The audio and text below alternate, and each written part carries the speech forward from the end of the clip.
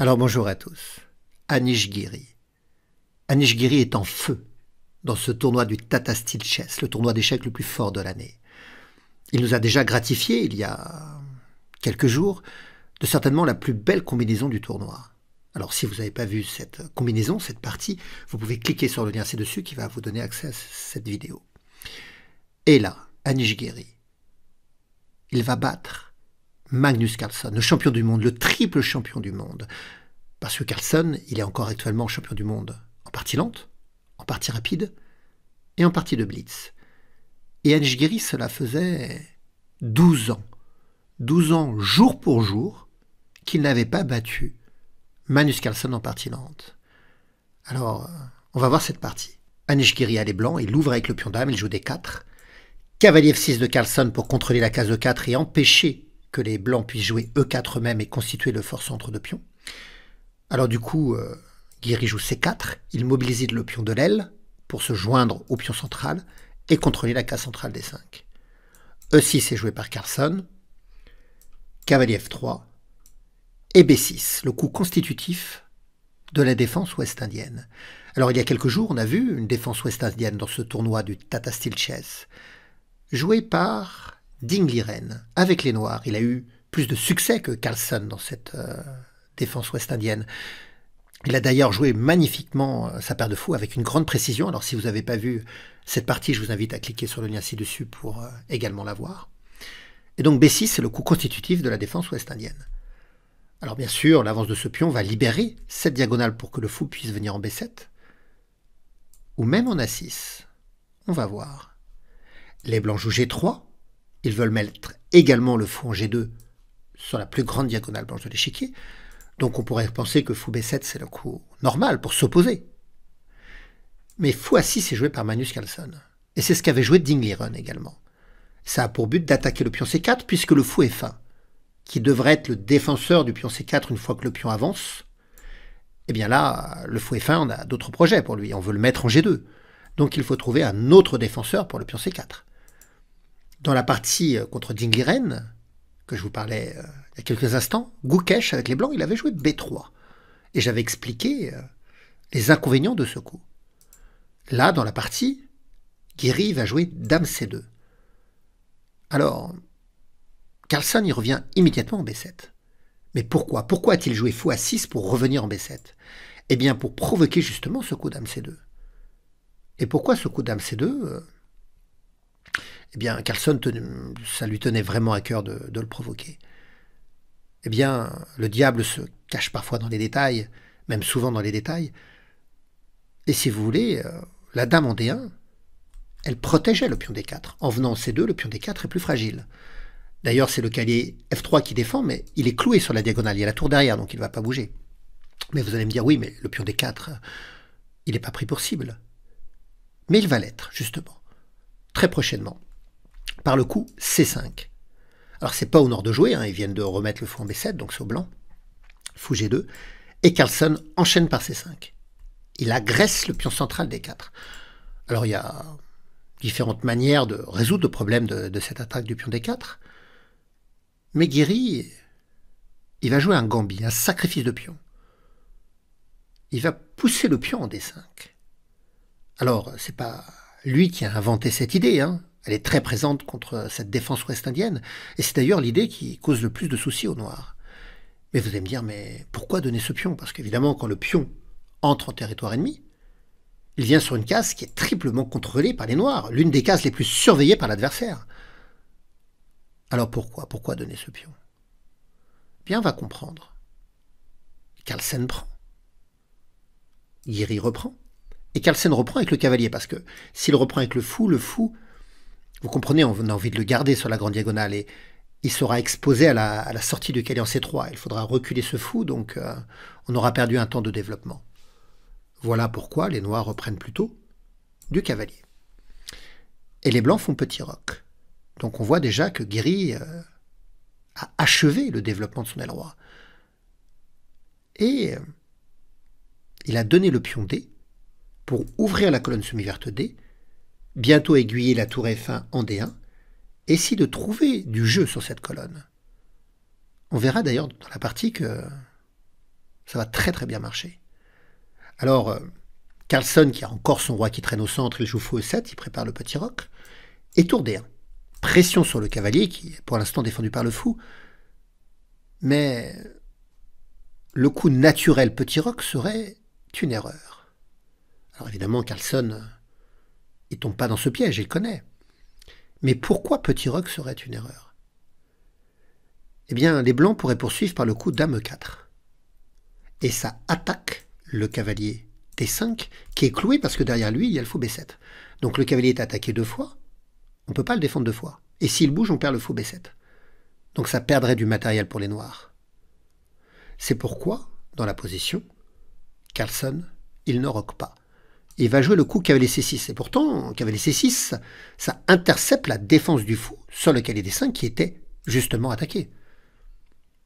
Mais c'est Carlsen là qui est dans un piège. Il ne faut pas prendre le cavalier. Vous avez vu pourquoi? Si on prend le cavalier, alors il y a le coup cavalier B4. La fourchette, le cavalier attaque la dame, la tour, mais également la découverte, puisque lorsque le cavalier se déplace, il libère le fou qui attaque la tour. Donc les blancs vont perdre la tour, ils vont devoir sauver la dame et perdront la tour. Donc c'est un échange défavorable pour eux, parce qu'ils auraient pris un cavalier et perdu une tour. Donc, dans la position, Guéry ne touche pas au cavalier de Carlsen. Mais il joue dame F5, et là, par contre, il pourrait prendre le cavalier. C'est pour ça que Carlsen le replie. Cavalier F6. Et là, Guéry enchaîne par E4. Il a la volonté de jouer E5 pour déstabiliser le cavalier qui, si vous regardez bien, n'a pas de bonne case à part retourner là où il était. Alors Carlsen, dans la partie, il va jouer D6. Mais le coup principal dans cette position, qui a déjà été joué par plusieurs grands maîtres, c'est plutôt de jouer G6, de repousser la dame, puis de faire petit roc. Parce qu'après E5, on peut jouer cavalier H5 pour repousser la dame. Alors vous allez me dire, le cavalier est mal placé au bord, et vous n'aurez pas tort. Mais le cavalier peut se recycler, il peut repasser en G7 pour revenir en F5, en E6, et parfois même en D4. La case D4 qui est contrôlée par le pion, et l'autre cavalier d'ailleurs. Mais dans la position, Carlsen ne va pas jouer G6, il va jouer D6. Et Anish Giri, du coup, il percute, il joue E5. Parce que le pion D6, il est cloué sur la colonne D, vous savez, la colonne où on a donné le pion. Pour trouver du jeu avec la tour. Donc, pas question pour les noirs de prendre avec leur cavalier, parce que le cavalier reprendrait, le pion D peut toujours pas reprendre, à cause du vis-à-vis avec la dame noire. Alors que va faire Carlsen? Il ne va pas replier son cavalier. Il va jouer un coup intermédiaire. Il va contre-attaquer sur la dame blanche avec dame D7. Ainsi, on ne peut pas prendre le cavalier, sinon on perdrait la dame. Anish Giri prend donc la dame. Le cavalier qui est attaqué reprend. Mais ça permet à Giri de prendre le pion D6 sous protection de la tour. Alors, le fou vient en F6 et Giri a récupéré son pion. Il avait sacrifié un pion sur la colonne D, il a fini par le récupérer. Maintenant, reste à savoir comment on doit juger le pion D. Est-ce que c'est plutôt un atout pour les blancs? Est-ce que ce pion va être une épine dans le pied des noirs, dans la position noire? Ou est-ce que, au contraire, ce pion est une faiblesse? Parce qu'il peut se faire entourer, encercler, et peut-être éliminer. On va voir que les deux joueurs vont se disputer les atouts et les faiblesses de ce pion. Mais pour le moment, ça guérit de jouer, et il va profiter que le roi noir traîne au centre pour lui faire échec, et le déroquer. Parce que si les noirs commencent à mettre des pièces en E5, les blancs pourraient prendre, et quand les noirs reprennent, la pièce qui reprend est clouée sur la colonne, et le pion F2 pourrait venir en F4, l'attaquer. J'ai raté ma diagonale, mais l'attaquer comme ça. Donc mettre une pièce en E5, c'est se retrouver cloué sur la colonne, avec le risque que le pion F2 puisse venir en F4, attaquer cette pièce, une fois que le cavalier F3 aura échangé.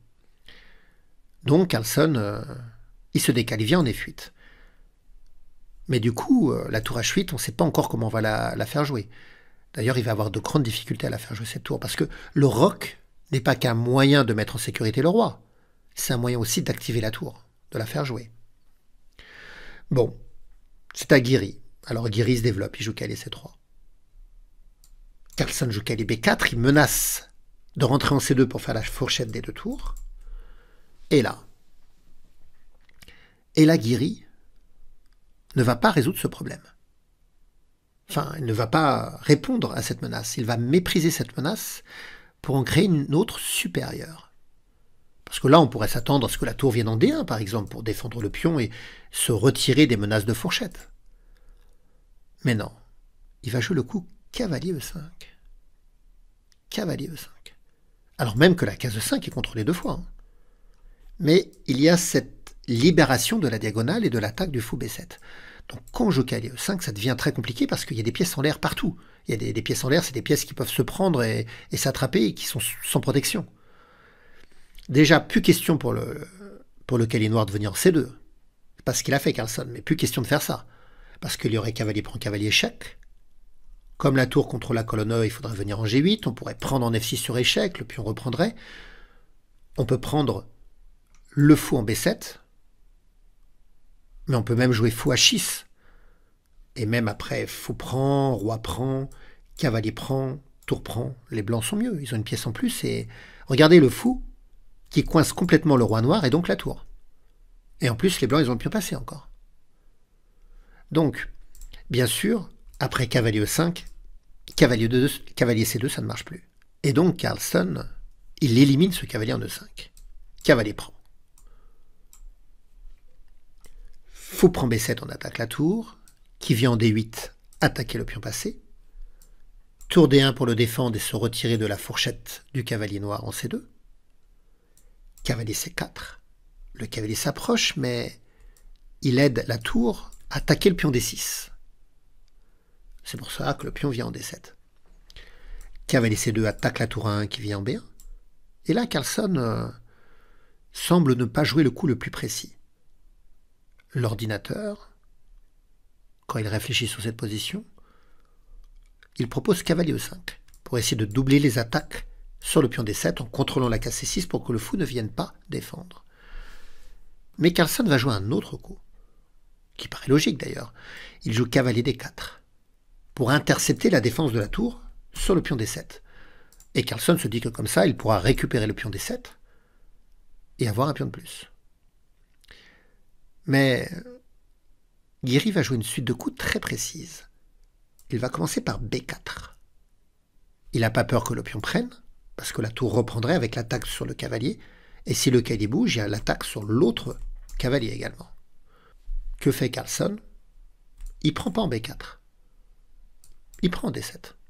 En plus, ça attaque le fou. Mais encore une fois, le coup de l'ordinateur, que propose l'ordinateur, c'est de ramener le cavalier en E5. Mais Carlsen, il a fait tour prend D7. Et là, il va être confronté à un coup qui va le plonger dans une longue réflexion. Guiri joue fou D5. 30 minutes de réflexion maintenant pour Carlsen. Il n'a jamais réfléchi autant dans cette partie qu'à ce moment précis. C'est un moment critique, très critique pour lui. Alors, vous savez que les parties se jouent dans ce tournoi, il y a 100 minutes par joueur. Puis il y a des rajouts de temps qui peuvent arriver. Mais la base, c'est 100 minutes par joueur. Et là, il va donc réfléchir 30 minutes. Pourquoi ce coup le gêne tant? Le fou attaque le cavalier. Et l'idée des blancs, c'est de déstabiliser ce cavalier, justement, pour pouvoir prendre en C5 et pouvoir amener le fou en A3. Parce que si le cavalier C4 était là, il pourrait prendre le fou. Et Guiri cherche à mettre le fou en A3 pour essayer d'indisposer le roi noir. On va voir, parce que là, le cavalier est attaqué, donc Carlsen le replie. Prise en C5, prise en C5. Déjà, on voit que ça ouvre la colonne B, mais les noirs seraient en mesure d'intercepter l'attaque sur cette huitième rangée. C'est pourquoi Guiri commence par le coup fou A3, avec le pion C5, qui lui permettrait d'attaquer, de clouer le cavalier, et d'attaquer 2 fois le cavalier D4.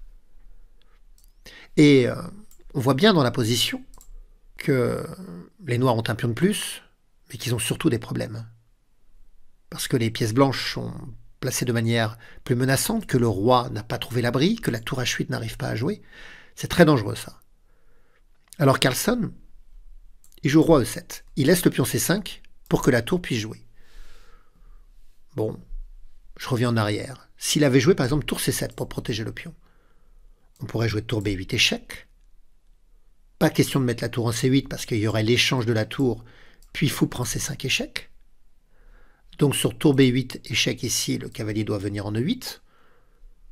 Et après on pourrait faire tour prend cavalier. Magnifique. Le pion C5 est cloué. Donc il ne peut pas prendre la tour, mais vous allez me dire le fou prend. Mais il y aurait cavalier B5 qui vient attaquer la tour et qui vient attaquer le fou. Toujours avec l'idée que le pion ne peut pas reprendre à cause du clouage. Et si la tour vient en D7 attaquer le fou, les noirs s'en sortent décidément pas parce qu'il y aurait fou C6 qui attaque la tour. Et toujours avec cette menace de cavalier prend qui va arriver, de fou qui attaque la tour avec l'attaque même du cavalier derrière, ça s'arrachait les cheveux cette position. Donc dans la position, après fou A3, Carlsen, qui avait un pion de plus, fait le deuil du pion C5 pour essayer de finir son développement. Il joue roi E7 et libérer la tour H8. Fou prend C5. Cavalier E6 vient attaquer le fou. Et là, Guiri joue un coup assez logique pour un humain. Le cavalier attaque le fou cloue. En même temps, lorsque le cavalier recule, il libère le fou qui attaque le cavalier. C3. Donc Guiri joue le coup humain de jouer fou B4. Il préserve son fou en défendant le cavalier. Ici, en analysant un peu, il y avait un coup plus fort que ce coup de retrait en B4. C'était de jouer cavalier B5 ou cavalier E4, c'est-à-dire de venir accentuer l'attaque sur le cavalier. Et si le cavalier noir prend le fou, alors le cavalier blanc prend avec l'attaque de la tour et la libération de la colonne pour que la tour D1 puisse venir aussi attaquer le roi noir. Et ça pose de gros problèmes au roi noir, cette position. Mais dans la partie, donc on l'a dit, Guiri joue fou B4. Bon. Le meilleur pour Carlsen aurait été de faire fou prend cavalier. De faire fou prend cavalier ici pour faire reculer le fou, puis jouer cavalier F5, et en cas de fou B4 échec, le roi peut revenir en F6. Ça, c'était la meilleure séquence pour les noirs, même si les blancs conservent l'avantage. Mais Carlsen, lui, il a joué à 5. Il sacrifie son pion pour détourner le fou de cette diagonale. Donc fou prend A5. Maintenant, il joue tour C8. Il attaque 2 fois le cavalier. Guiri joue maintenant cavalier A4. Il menace cavalier B6 pour faire la fourchette des 2 tours. On voit que les deux joueurs se rendent coup pour coup dans cette partie. Les noirs jouent cavalier C4. Attaque le fou. Si le fou prend, la tour noire pourra prendre la tour blanche sur échec et l'autre tour noire pourra reprendre le fou. Alors Guiri joue tour C1. Il attaque 2 fois le cavalier. Il le cloue. Il dit à Carlsen, si tu viens prendre mon fou, je prends ta tour. Et Carlsen, il joue fou E5. Et il dit à Guiri, si tu viens prendre mon cavalier, j'échange les tours, et après je te reprends ton fou. Mais Guiri, il joue le coup intermédiaire, fou B4 échec. Il attaque le roi. Roi F6. Et maintenant, Guiri va jouer cavalier C5. Je sais bien que les noirs peuvent prendre 2 fois et que le fou protège qu'une seule fois. Mais l'idée de jouer cavalier C5, c'est de masquer la défense de la tour sur le cavalier. Cavalier C4 qui a attaqué 2 fois également. Donc il y a eu cavalier C5, cavalier prend, tour prend. Et là, le cavalier ne peut pas bouger parce qu'il y a la tour derrière. Donc Carlsen protège. Et le coup qui va provoquer l'abandon de Carlsen, est-ce que vous l'avez trouvé? Est-ce que vous voulez le trouver? Vous pouvez mettre la vidéo sur pause pour le chercher. A tout de suite. Alors, vous avez trouvé ce coup? Ici Guiri a joué fou A5. Abandon de Carlsen. On va comprendre. Carlsen, il a un pion de moins. Il est opposé à une paire de fous très active. Vous voyez les fous qui cisaillent la position ici. Et là, la tour. Où va-t-elle? Si elle vient en A7, il y a fou B6. Attaque tour, attaque 2 fois le cavalier, qui est toujours cloué parce qu'il y a la tour C8 derrière. Et si la tour vient par exemple en D7, On va quand même jouer fou B6, toujours pour attaquer 2 fois le cavalier qui subit le clouage. Et si les noirs renforcent par fou D6, alors les blancs peuvent jouer fou F3. Quel cauchemar cette position pour les noirs, parce que quand les blancs reculent le fou en F3, ça attaque le fou. Et ça le cloue également, c'est-à-dire qu'on pourrait menacer fou prend cavalier, sans que le fou noir soit en mesure de prendre, parce que ça perdrait la tour. Et en même temps, quand le fou de case blanche recule, il menace d'aller en G4 pour faire l'enfilade des 2 tours. Un cauchemar cette position. Alors vous comprenez, Carlsen abandonne. Il a un pion de moins, enfin Guiri a un pion de plus, Guiri a la paire de fous, Guiri a les menaces, la menace de prendre le cavalier en C5 et de gagner une pièce, la menace de faire fou G4 et de faire l'enfilade. Il y a trop de menaces. Le gain matériel est assuré pour les blancs ici. Alors Carlsen abandonne parce qu'il sait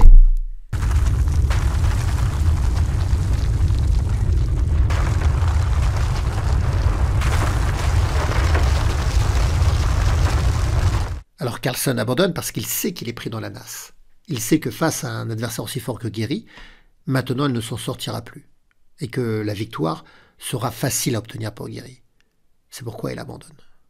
Alors cette victoire de Guiri lui a permis de prendre la tête ex aequo avec Abdouzaparov à 3 points. Puis il y a 2 poursuivants à 2 points et demi, Caruana, dont on a vu une très belle victoire hier. Alors si vous ne l'avez pas vu, vous pouvez cliquer sur le lien ci-dessus qui vous donne accès à la vidéo. Et Pradhananda. Puis après, on a plusieurs joueurs à 2 points, dont Carlsen, des joueurs à 1 point et demi, et en queue de peloton, Gukesh, 1 point. Mais Gukesh, vous savez, il n'a que 16 ans.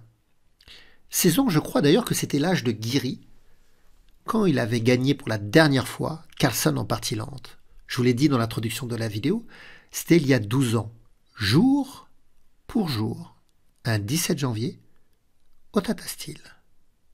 Au revoir à tous.